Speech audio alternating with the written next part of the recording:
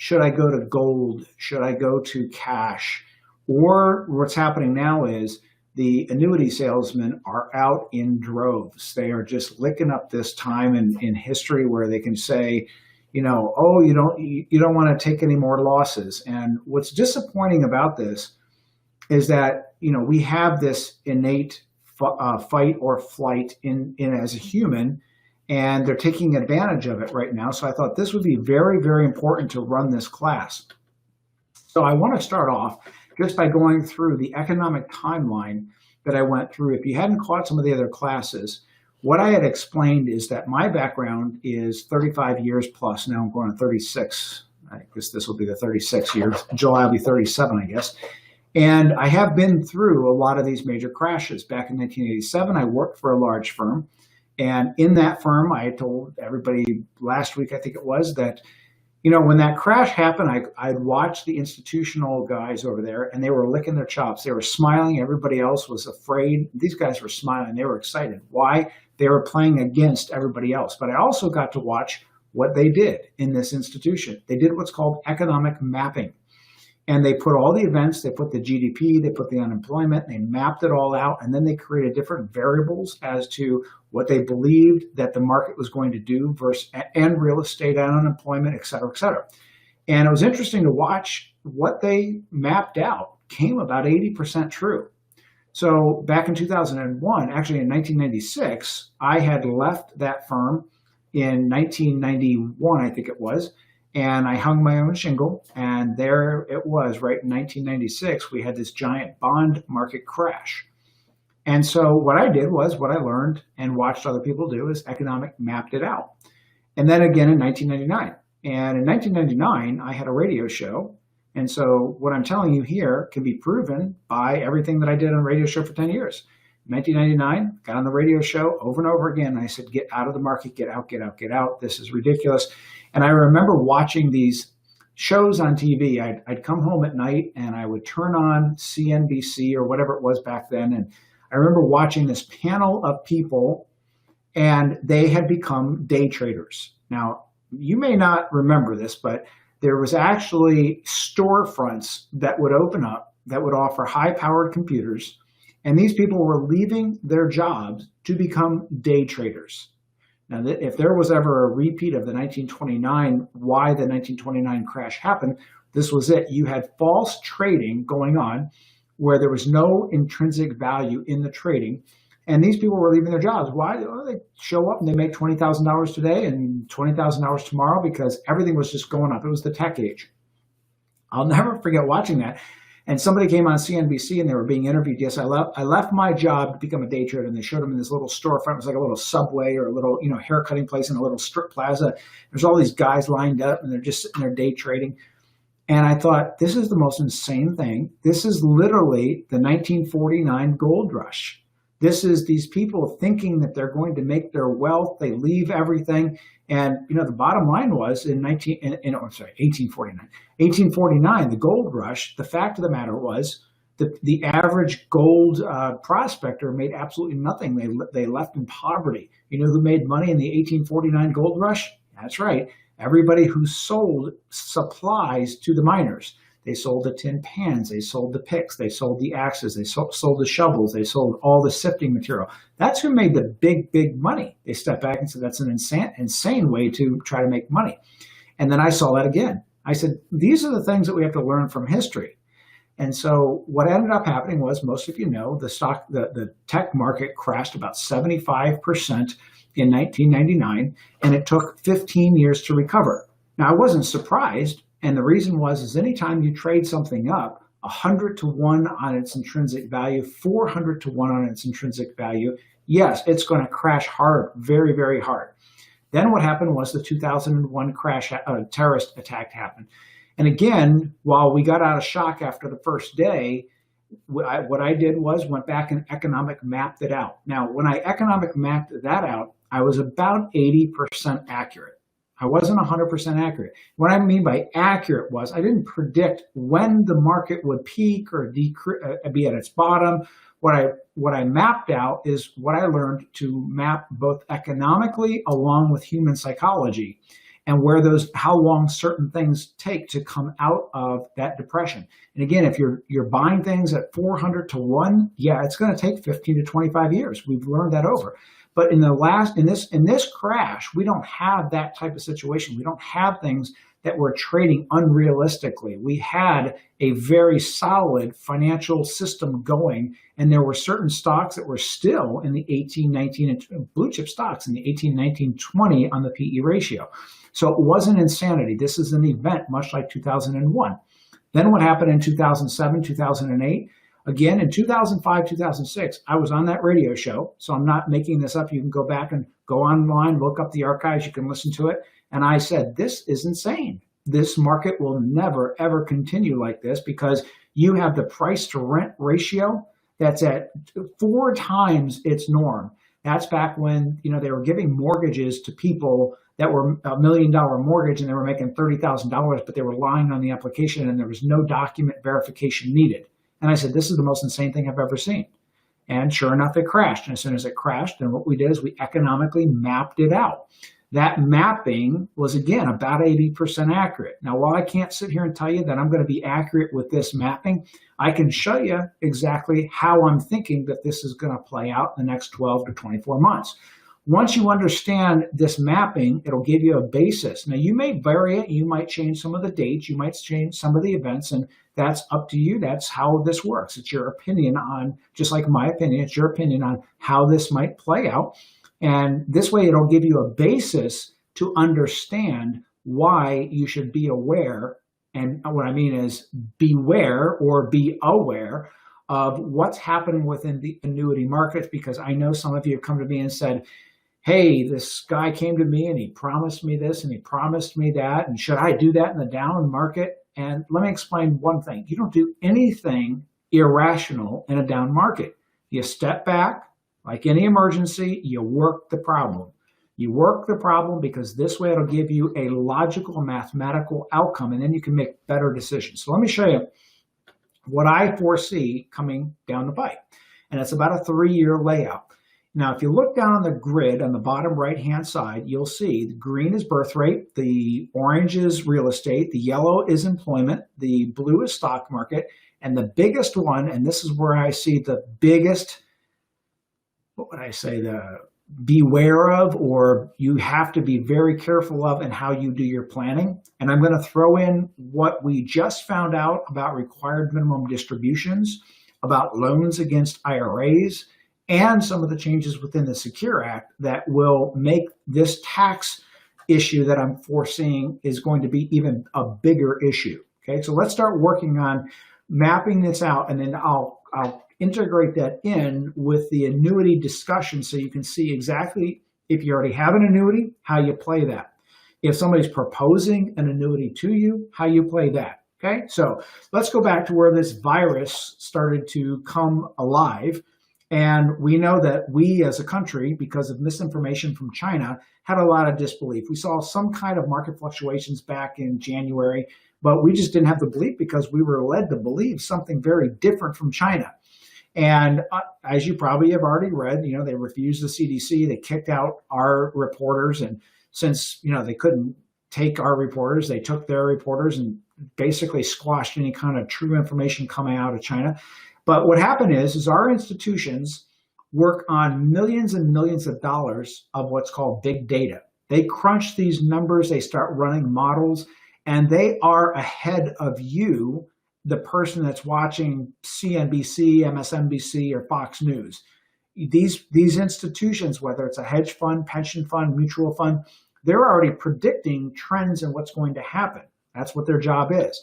So they start selling. Well, then what happens is consumer fear steps in because you as the consumer start going, oh my gosh, the market is going down. And again, the institutions know this. They're literally measuring. And now it's gotten to the point where they're not just measuring trends in world data. What they're actually measuring is social posts. They're measuring by artificial intelligence on what the sentiment of the consumer is, even picking up messages on I'm getting out, I'm selling, I'm going to cash. This is exactly what they're looking to do. And as that happens, we start to see this fallout. The market starts to drop. Now we've got this quarantine. This is what's very different from 2008. Now we've got this quarantine, so people start losing their jobs, cities start shutting down, and along the way, real estate freezes. You know, I had watched something the other day, and the guy said, I'm expecting the biggest real estate boom in 3 months. Again, what you see a lot on TV, understand that they might be hedging against it. So if what you're doing is you're taking that advice and you're saying, well, I better buy in right now. So what they're doing is working the opposite side of the buy or sell because they want to hedge against whatever you are doing. So I always tell people, be very careful what you hear. Map it out. Take the logic of it. Don't just listen to somebody that's on TV going, this is what it is, especially if they're managing money against you. And just about every institution is. So real estate flattens out. Why does real estate flatten out? Well, today, Cheesecake Factory and Subway both said that they can't make their rent. We know that there's a 12-month freeze on foreclosures and evictions. How do you think that the mortgage companies are going to pay that? All this debt will accumulate for those people that are trying to get their jobs back or trying to go back to work. Okay, so what's going to happen is that real estate's going to freeze, and then it's slowly going to decline because those people that either need to or want to get rid of their homes are going to have to start to lower the price. Some people oppose that and say, well, the mortgage interest rates have dropped. That's true, it has. However, if you have this major unemployment rate, 3.8 million people just claimed unemployment, and it's going to increase every week.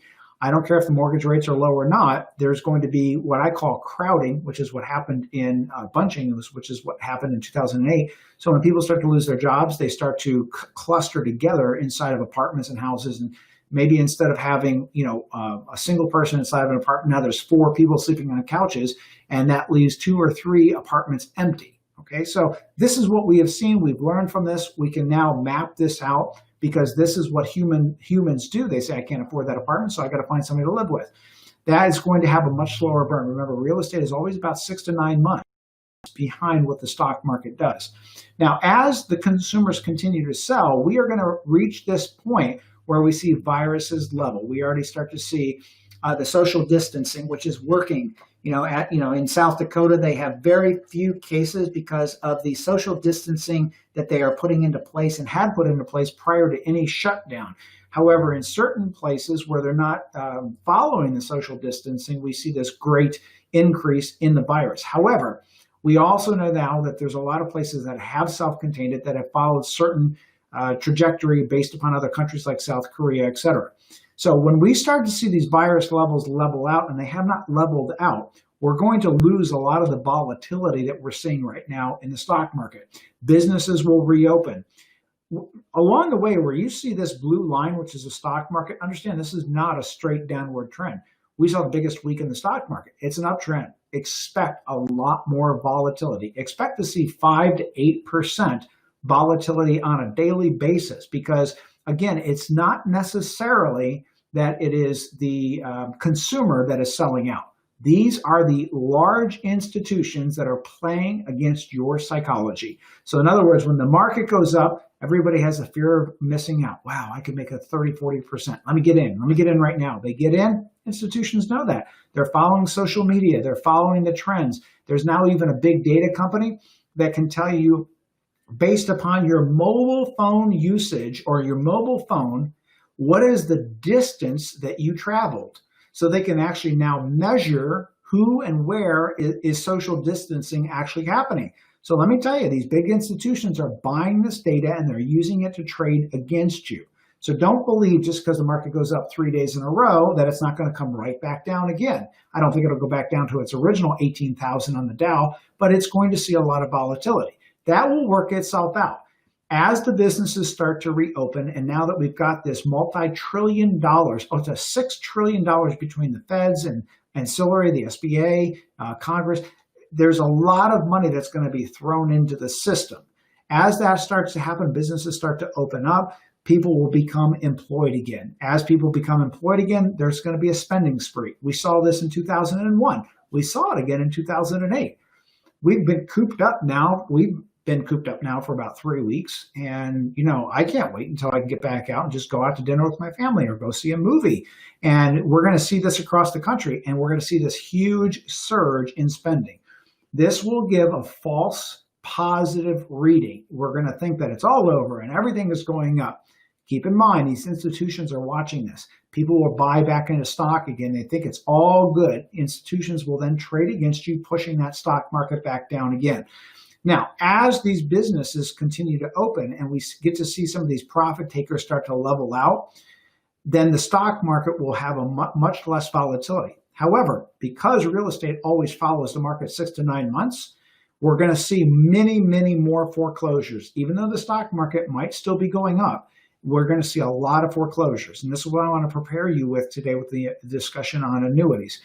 And some of the estimates, and I've modeled out some of these estimates, and my guesstimate is somewhere between 20 to 25% with a high end of 30% on the foreclosure rate. Now, the government can come in at a later time and bail that out, but it doesn't preclude you from finding some really great deals in the real estate market. Okay. Now, what will also happen is when this market, the real estate market, gets down to a low, you're going to have institutional real estate investors come in.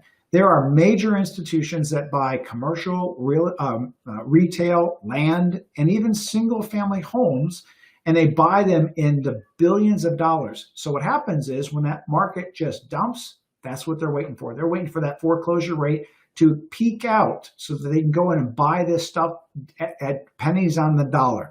This is what you want to follow, that same trend. It's much easier to follow the real estate trend than it is the stock market trend because there's too much big data behind that behind the stock market, and it's day-to-day emotion. What I mean by that is a lot of times people will log in on their stock account and they'll make an immediate transaction because they can just push a button. The advantage of real estate is it removes a lot of the emotion and irrationality because you can't just log into Zillow and say, oh my gosh, my house just lost $200,000, sell it, like you can with a stock. So it's a much slower volatility and slow burn or slow grow. So as the employment starts to increase, we have the employment go up, but what's also going to happen is just what we saw in 2001. We had this major birth rate spike not too far after the terrorist attack. And why that's important is because when we talk about consumption, Warren Buffett says it's the best. The number one thing that you can follow to determine whether stocks will go up in a year or two is the birth rate because consumption goes up. So we have a birth rate increase potential here. That continues to increase the stock market at the same time. Now, real estate is going to go back and surge. However, here's where we have to be prepared, and this is why I want to show you what to do with these annuities. So now we're going to have this major, major tax problem.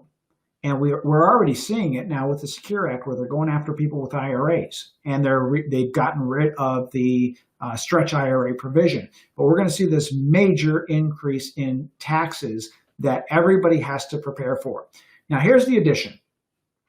Because I got a lot of questions last time on where do you see the volatility? Well, in that new line that you see in front of you, that new box, in this area is where I see the highest amount of volatility. And that volatility will last from right now until November, December. You may even see some of these large hedge funds and institutions play some of their games at the end of the year and then take the money off the table and then show some paper losses for themselves before the end of the year and catch everybody by surprise because sometimes they will do that. But you can expect there's going to be a lot of volatility. Now, during this period of time is where you can capitalize. This is the time to actually take advantage of it. So let's jump into the annuities. All right, so what is the types of annuities? Well, you have fixed annuities. They're more like a CD. And really, I think a lot of the confusion comes into, well, what kind of an annuity is out there? Well, there is equity indexed annuities and there's variable annuities. So I want to be very clear. Today, I am not talking about variable annuities, and I'll be very blunt. I don't like them. I so dislike them. I think that they were conjured up in a collusion between the insurance companies and the mutual fund companies. And usually when we measure these things, you're talking expenses in the 3.5 to 4.5. We'd even see 5.5%. And I'm sorry, 5% for an investment. I don't care what it guarantees me. I have virtually no capacity to make money on that thing. So I do not recommend, or would ever suggest a variable annuity.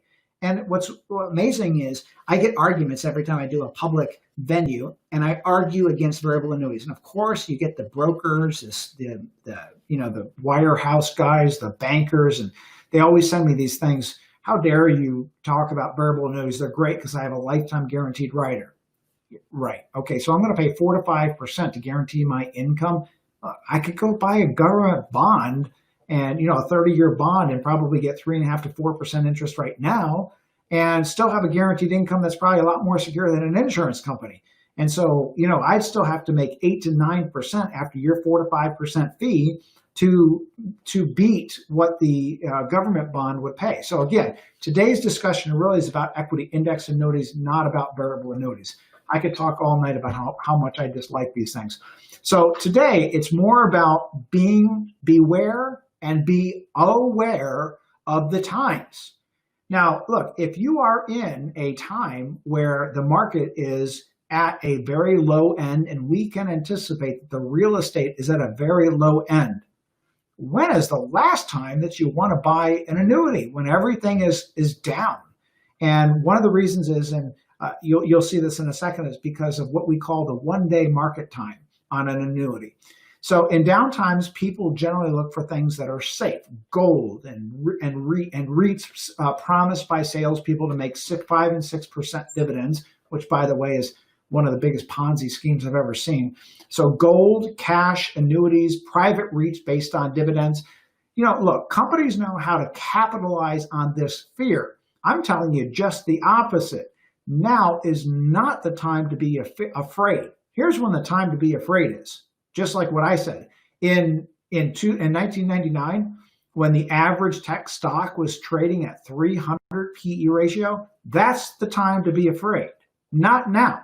When is the time to be afraid? In 2008, when you look and you say, this is insane when a $30,000 a year earner can buy a $700,000 or $800,000 house.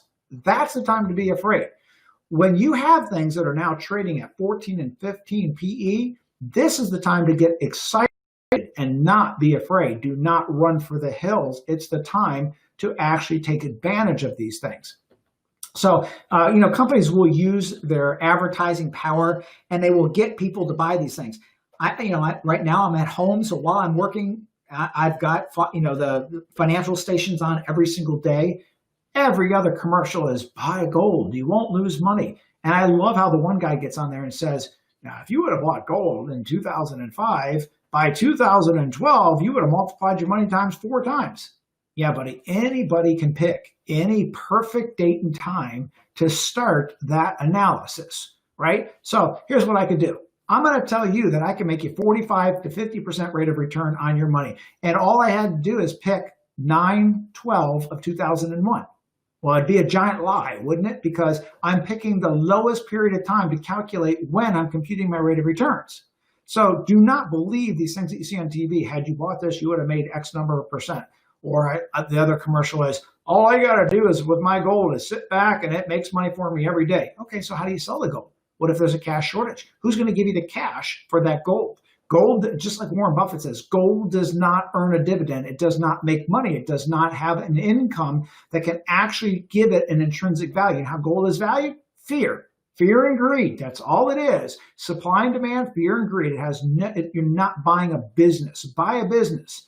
Because you can now say, hey, this has got a third. I want to buy Johnson & Johnson. I want to buy Pfizer. Why? Because they're producing pharmaceuticals. I'm not recommending you go out and buy that. I'm saying if I want to buy a business, I want to buy something that I can analyze, rip it apart, find out who's managing it. What are their sales? What are their cash flows? What are their debts? So that I can analyze whether it's something that I want to put my money into because I believe in that kind of business, right? Now, would you want to put your money into Betamax? No, not when there's 5 other competitors out there that would have destroyed it. Do you want to put your money into something that is going to be obsolete very soon? And there's a lot of businesses now with this big crash that will become obsolete. So look at the perceived crisis products, right? What are these things? They're annuities, they're REITs, and they are gold. Well, again, now is not the time to go to the fight or flight of the human emotion, right? So let's talk about fixed annuities. What is the real goal of a fixed annuity? Now, when I say fixed annuity, I am referring to a fixed index annuity.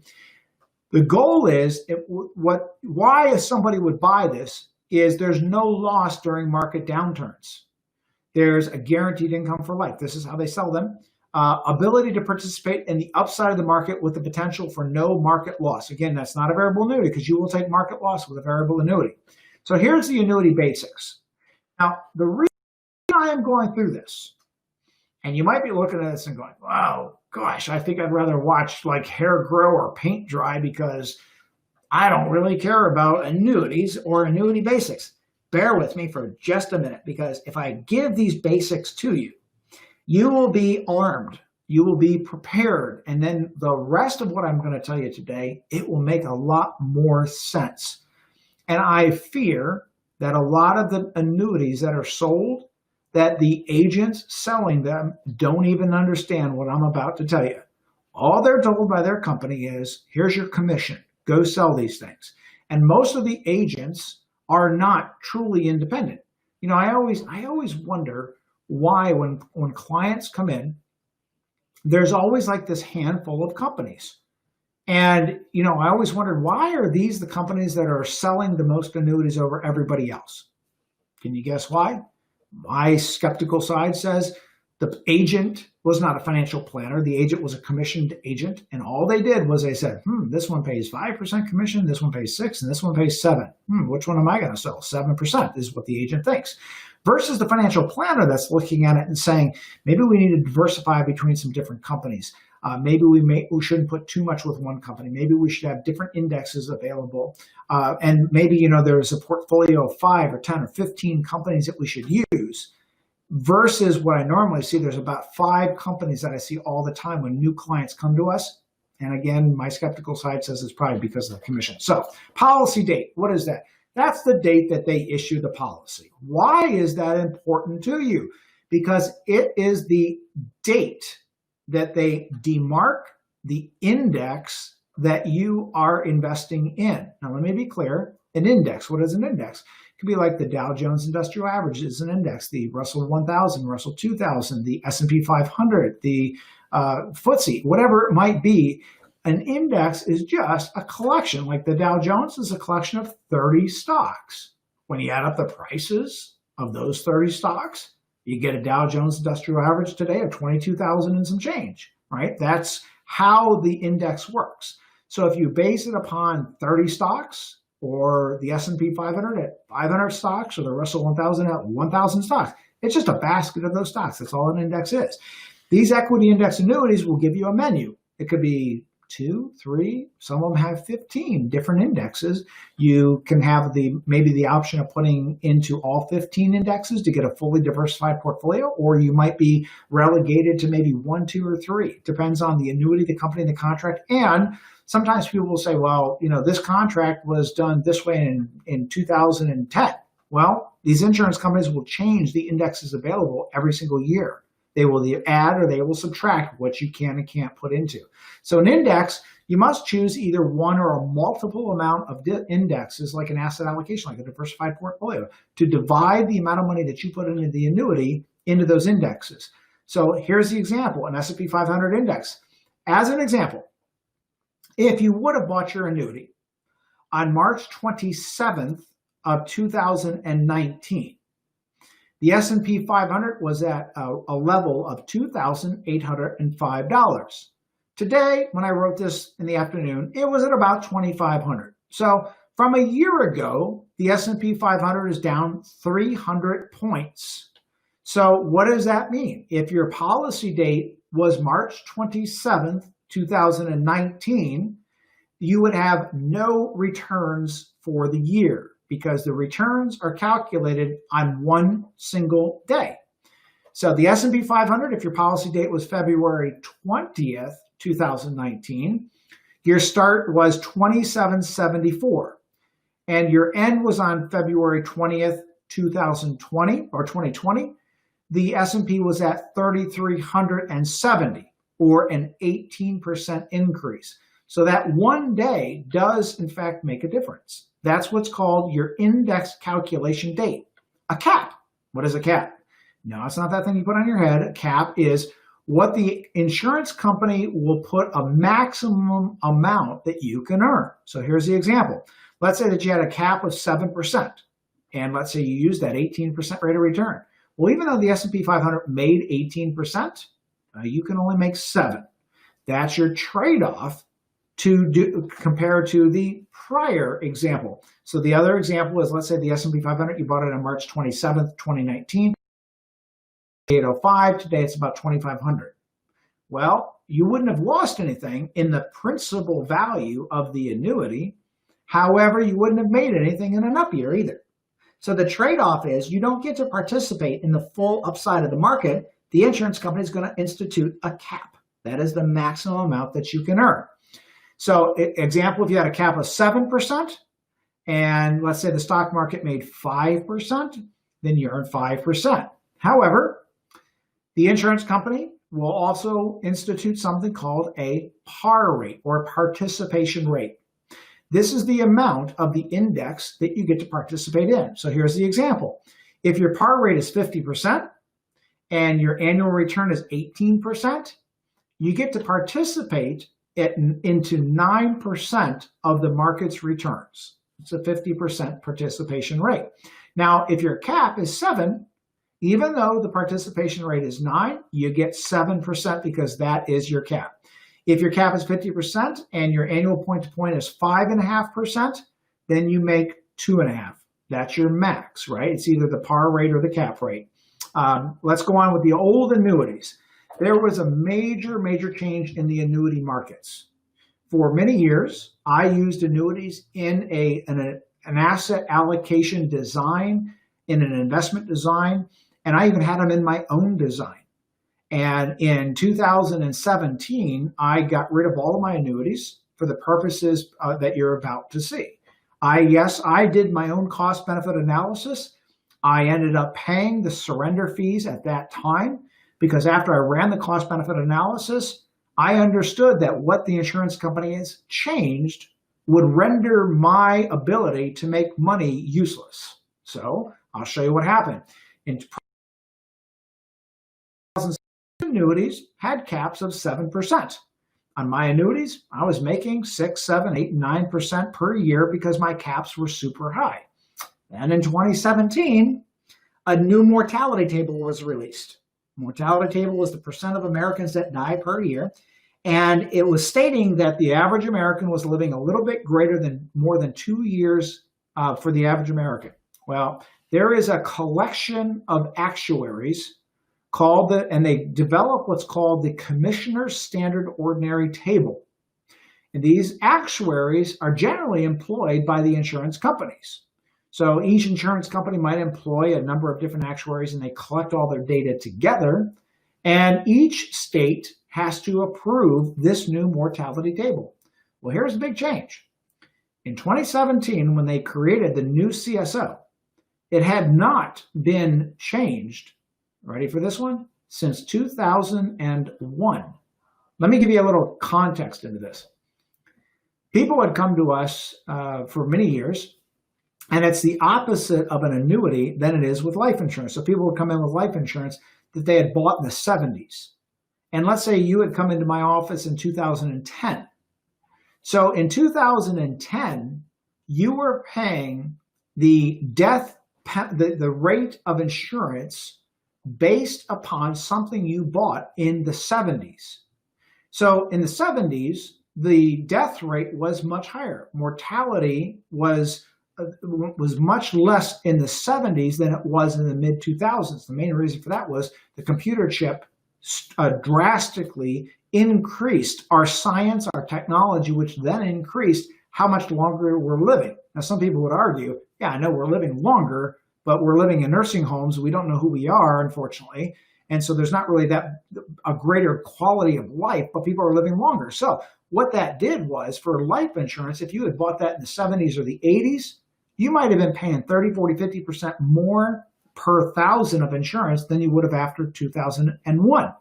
And again, in 2017, they changed the insurance rates. So if you would have bought something in 2010, you were paying the mortality based upon 2001. However, it works just the opposite with annuities. With life insurance, since you're living longer, it costs you less money. With annuities, because they have to give you some guarantees for life, now your guarantees will get less because they have to promise it for a longer period of time. So 2017 was a very critical year. Now, unfortunately, they started this CSO table in 2015. And they started, some of the companies started adopting this early. So we saw this major change as early as 2016. But in 2017, all of the insurance companies adopted this new mortality table. What did that do to anybody that had an annuity? Well, the longer life expectancy required more reserves. Results that insurance companies, in order to, in their opinion, allegedly, in order to guarantee that money would be around longer, what did they have to do to adjust for it? They had to lower the caps. So average caps went from, what, in my opinion, what I've seen across the board is they went from 7% down to 2.5%. So again, let's look at the impact of a cap. Market goes up by 18%. You have a cap of 2.5%. The maximum that you can earn now is 2.5%. Let me pull that back up on the screen so that you can see it. It's 2.5%. So now let's go into this whole guaranteed income that an annuity promises. Now let's contrast this prior to 2017 and then after 2017. And then I'm going to finish it up by showing you how it fits into the stock market today and what you can do with these things. So what an income rider is, and you might see these commercials all over TV today. Get guaranteed income, income for life, whatever they're calling it, but they're saying don't ever run out of money. Well, there's always a price with that. And prior to 2017, I would admit these things were a really good deal.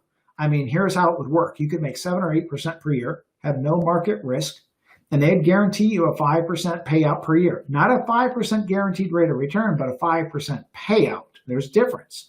If you have an IRA and you have a 5% required minimum distribution, you could have made 0 on that IRA. You still got to pay out 5%. And the 5% you paid out, if you made 0, is, guess what? Your own 5%. So again, it's no different with an annuity.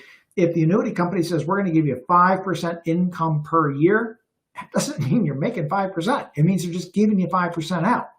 So prior to 2017, when a person could earn 7%, it wasn't a bad deal. You get 5%, you make 7, the account goes up by 2.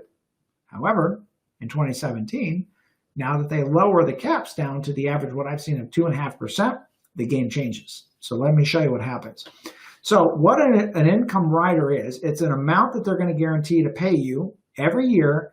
Even if your account goes to 0, they're going to continue this income. Now, I know that this has been one thing people have come in and they've said, yeah, but I don't care if my account goes to 0 as long as I get the income.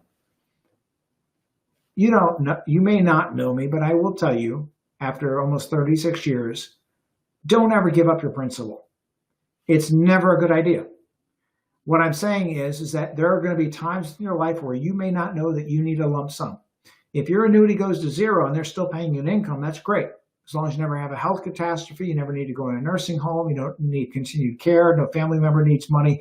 However, as a financial planner, that my main goal is to try to help people hold on to their money and sleep better at night. It just doesn't go well under the new conditions. Let me show you why. So how it works, a $100,000 annuity investment with a 5% guaranteed rider. Typically, these companies will have a 1% fee that comes along with that rider. Now, on $100,000, they're going to give you $5,000 per year. So in the reality is this, in year one, if I have $100,000 with a cap of 2.5%, and let's say that it earns $2,500. So it doesn't matter what the market does, I can earn $2,500 because that's what the cap is. But the rider is going to pay me out $5,000. So the rider gives me $5,000, but I've only made 2.5, $2,500. So what's going to happen? You got it. I'm going to go backwards. because they're giving me $5,000, but I've only made 2,500. So where's the other 2,500 come from? My own account. It's not magic. They're not guaranteeing me a 5% annual income, which would be absolutely ridiculous, right? Can you get that in a 30-year government bond, maybe with some collection of diversification today? Some corporate bonds, probably. But the key is that the annuities are not promising a 5% rate of return. It's just 5% of your own money coming back out. So let's go into year 2. Now I've lost $2,500, right? Because I also had an annual fee that I had to pay on that annuity, on the rider. So now I'm down to $96,500 into the second year. My cap is $2,500, 2.5%. Now we're making the presumption here that the market goes up. Well, the market doesn't go up every year. If we used an average market that goes up every 2 out of 3 years, or 66%, even if the cap is 2.5%, let's do the numbers. Let's say the market goes up year 1 by 10. Great, I make 2.5%. Let's say year 2, the market goes up by 10. Great, I make 2.5%. How much have I made so far? 5%. Next year, market goes up, market goes down. My annuity earns goose eggs. So I've made 5% over 3 years. It's not a guaranteed 2.5% rate of return. That's the maximum that you can make. So now I've made 5% over 3 years. So what is that? 1.7, 1.75%, somewhere around that area.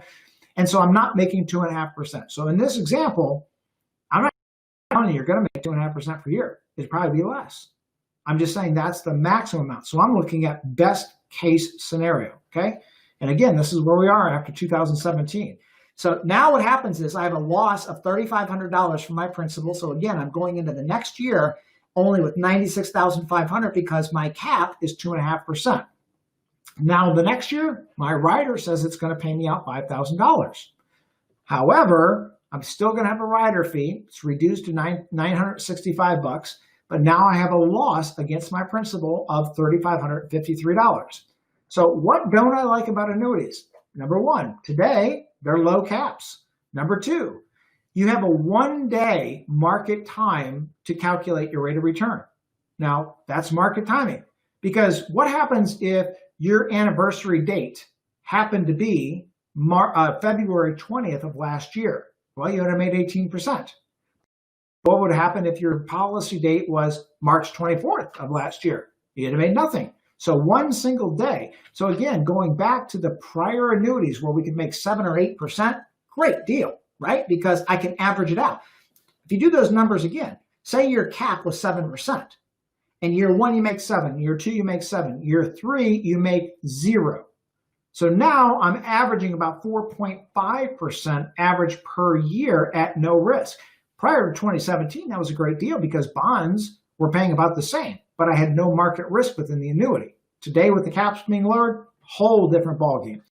So income, what I don't like now is I have income riders because they've lowered the caps that can eat into the principal.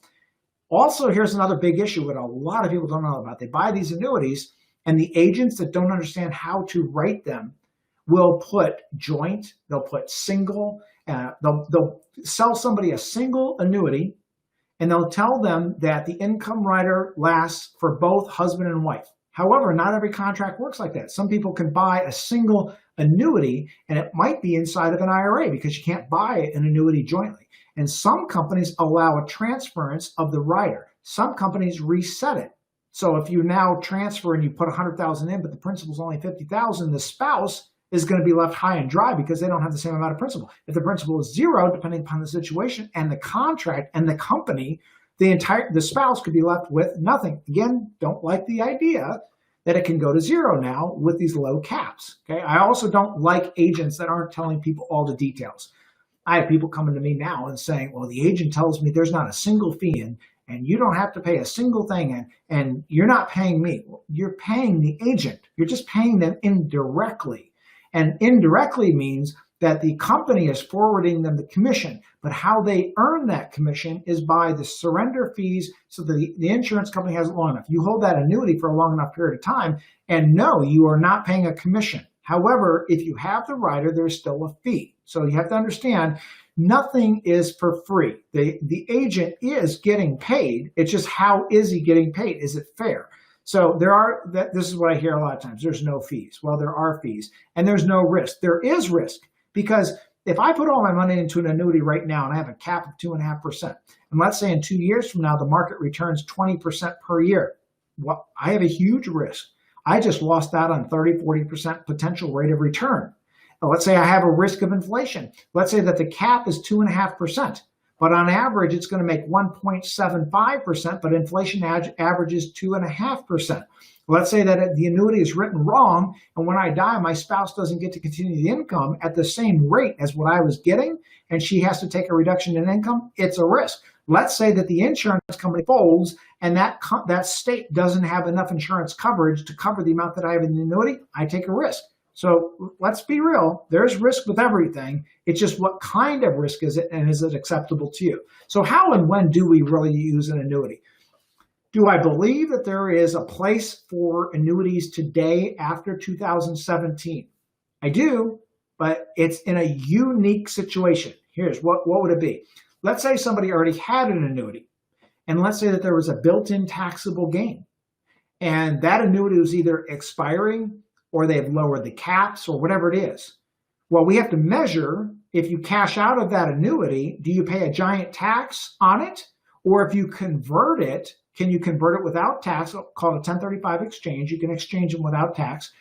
And then can you find something that has better caps, better terms, better indexes? Okay, so that might be a useful application.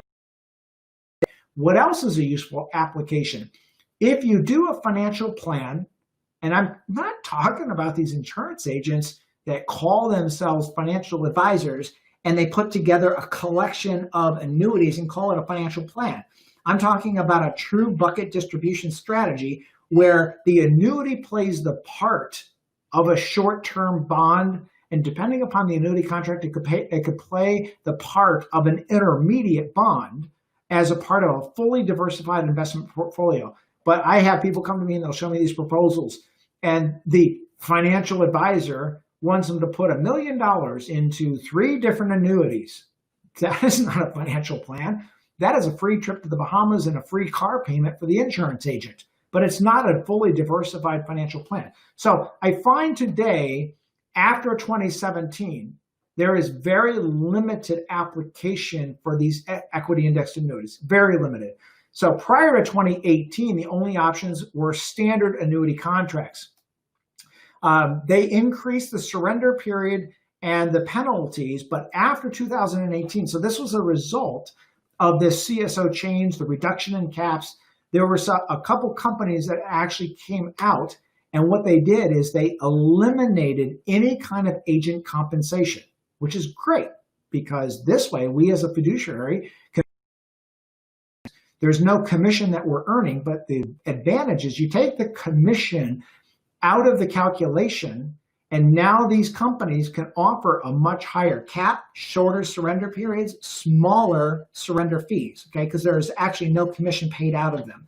Now, in 2018, these products were developed for just this reason: increased caps, decreased surrender penalties and fees. Now, what if you have an older annuity? I think I covered a little bit of this, but I'll touch on this. You have to do a cost-benefit analysis. Don't just say, I've got annuity A, and this guy is proposing annuity B, and it looks so much better. No, there's so much more that goes into that math and that calculation. There's tax, there's surrender fees, there's break-even periods of time. What does the new contract say versus what the old contract says? So there's a lot that should go into that, and that's why I do not believe any person should buy something from an insurance agent selling these things. Why? Look, I'm not beating these guys up, but the bottom line is, if I go to a Mercedes dealership, they're going to sell me a Mercedes. If I go to a General Motors or a Chevy dealership, they're going to sell me a Chevy. If I ask the Chevy dealer, what does he think about Ford? What do you think he's going to tell me? It's the same thing as if I ask an insurance agent, do I need insurance? Of course you do. If I ask an annuity salesperson, do you think I should buy an annuity? Well, of course I do. That's why I always believe somebody should go to an independent person, pay a fee for an independent analysis. Let them give you some independent advice versus taking it from the person that's selling it, okay? So number one is determine whether you should pay a surrender fee. What is the taxes? Does the new product have a higher cap, or should you just get out of the annuity altogether? That was my decision. I decided that because I wanted to deploy that into other areas. So I did a cost benefit analysis of if I pay the surrender fee, what is the cost? What is the break-even period of time versus the rate of return that I can earn on something else? I was very happy I did that. You have to figure out how much you can access in the new account if you're going to roll it over to another annuity, or how much could you make in other alternatives? Could you buy a business now that we're in this giant crash and people are going to be selling businesses at discounts? Should you buy stocks at discounts? Should you buy bonds that could potentially have a higher rate of return without all the complication? Should you buy real estate? I mean, you read anything about me? I love real estate. I just don't like being a landlord, but I love real estate because I can calculate an absolute number versus in stocks, I can calculate intrinsic value, and I would much rather buy a stock than real estate and be a landlord. But the problem is I got to be very careful and not try to locate one single stock. I've got to do it in a portfolio of ETFs. So I like real estate. If you keep your annuity, find a financial planner, fiduciary planner, that not just an insurance agent. Create an asset allocation model. So if you have an annuity, or if you're going to buy one of these no commission deals, there are indexes that every fixed annuity allows. There's a multitude of indexes. And the mistake that a lot of people make is they buy an annuity and they expect that either the financial planner or the insurance agent is going to manage those indexes. They're not getting paid to do that. You have to be willing to go out and find somebody and be willing to pay them on an annual basis, review all the indexes that are available, and then figure out what percentage into each index. Because what happens is every insurance company might have anywhere between 3 to 15 indexes, and there's different moving parts. And they sometimes take indexes out one year and replace it with another year. So unless you are capable of doing this on your own, you should find somebody that understands these indexes and can manage them to get you out of one index into another index. If you're not willing to pay somebody, then it's up to you to make sure that you're following those indexes. So let me wrap up, and I'm going to tell you a little bit more about what's going on with the Secure Act and some of the things that you can do with the annuities. So I am highly recommending to everybody that they take ambitious, aggressive action to try to figure out where can they access cash from. Can they take it from, most annuities give you a 10% free withdrawal on an annual basis. You can take the money out. You have to be very careful of taxes. If it's in an IRA, you can take it out as long as it goes to another IRA. If it's in a non-IRA, you have to be very careful if you take that money out that it's not taxable. If it is taxable, your financial planner might be able to use an offset. Like what we've trained our financial planners to do is that when they recognize that there's an opportunity, but they have to take something out of one area and it causes a taxable event, we use what's called tax offsetting. What can you create as an offset to knock that tax out so that person can get the money out with minimal amount of taxation? So try to find and put your hands on as much capital as you can and redeploy it. If you like real estate, get ready. In 6 to 9 months, you're going to see some just whopper of deals that you can invest in.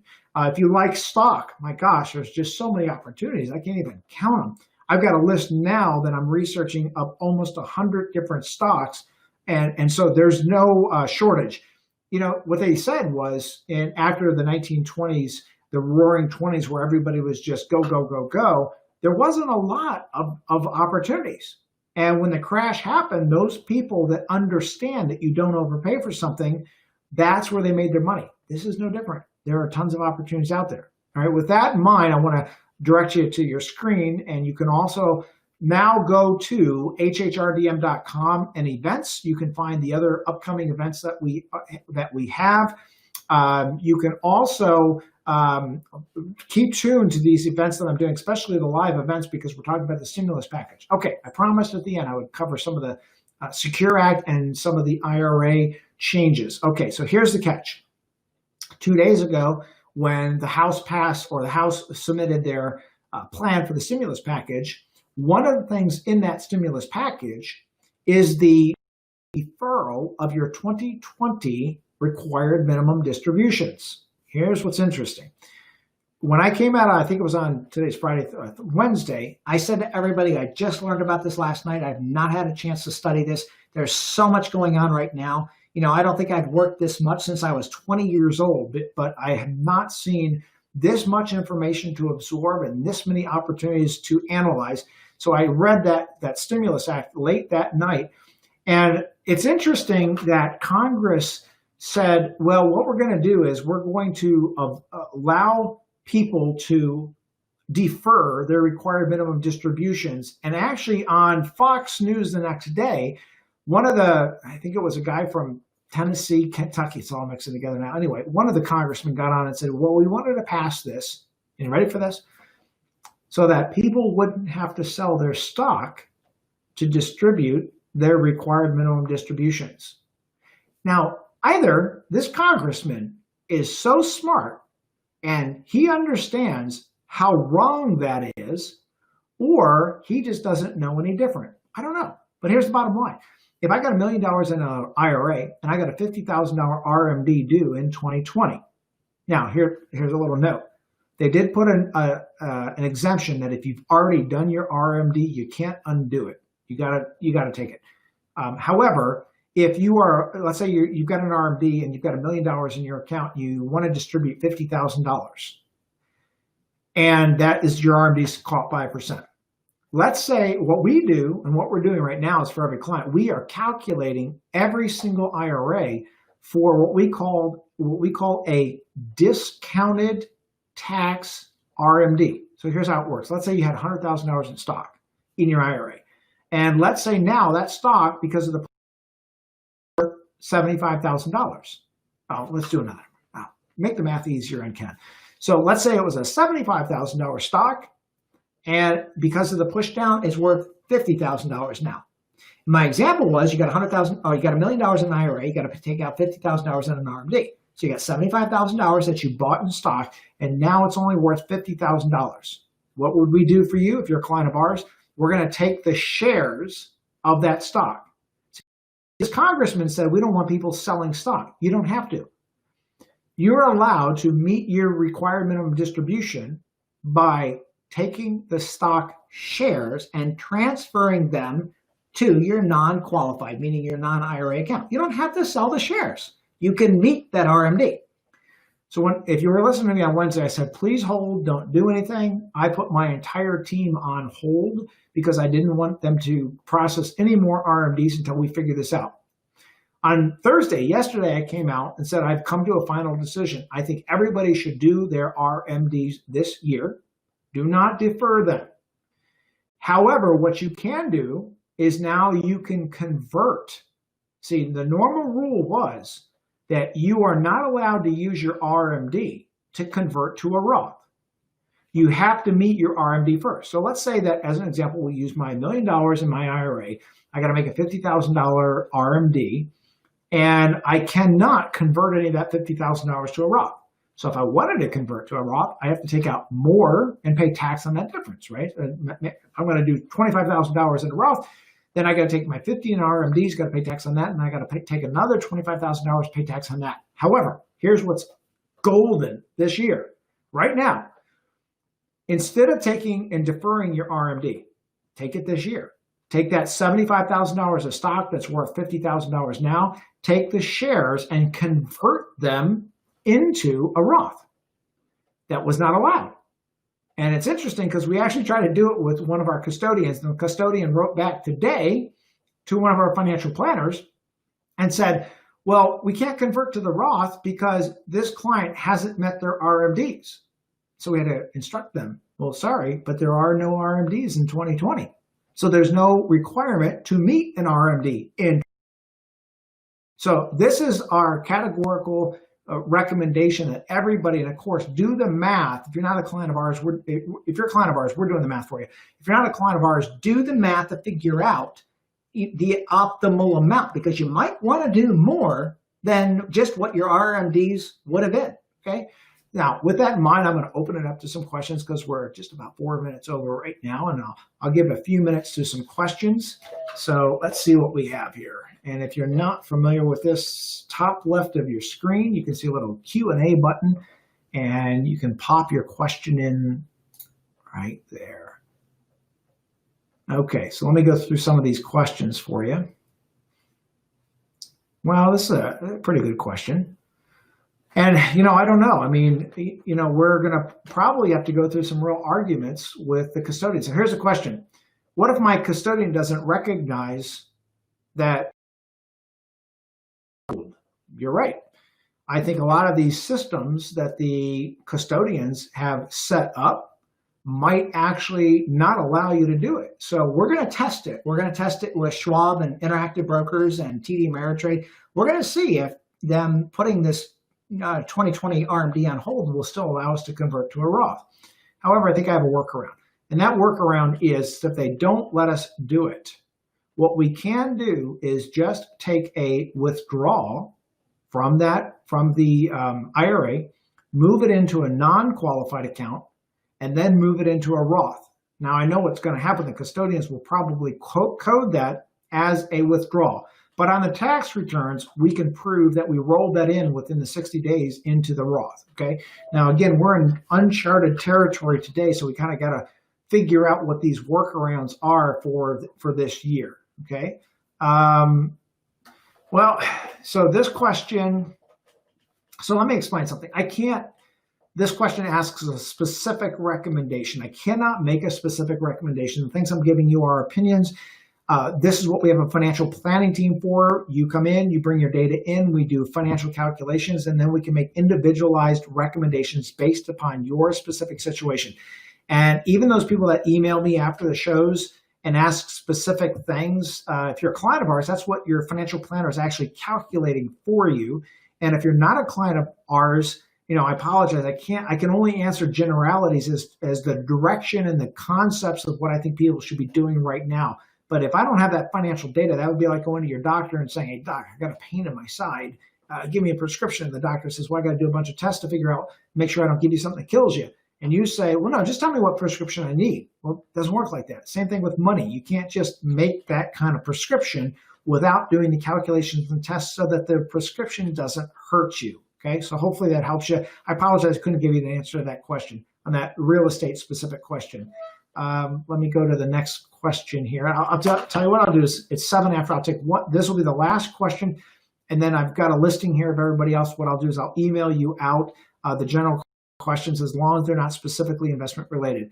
Okay, the next question is Roth conversions. I'll tell you what, I'm going to jump over that question. If you go to our blog, hhrdm.com blog, or you go to our YouTube page, you can actually find an entire webinar and live stream that I did on the Roth conversions. And let's see, help me out here. I believe that was, actually, I think that was yesterday. It was on tax survival under coronavirus. Okay, make 30 seconds. I'll answer this last one real quick here. Let me just look here. Well, that's an interesting question. What is my best guess as when the best time to buy into the stock market is? And I will tell you that there is no best time. I think that the best thing that you can do right now is you can hedge it. Hedge it means that you're going to buy in over time. You're going to buy either 1/12 over the next 12 months. You're going to buy 1/24 over the next 24 months. You're going to buy 1/4 over the next quarter or 1/8 over the next 2 years. You have to determine, if you're not working with somebody, you have to determine what you feel that economic mapping is going to look like.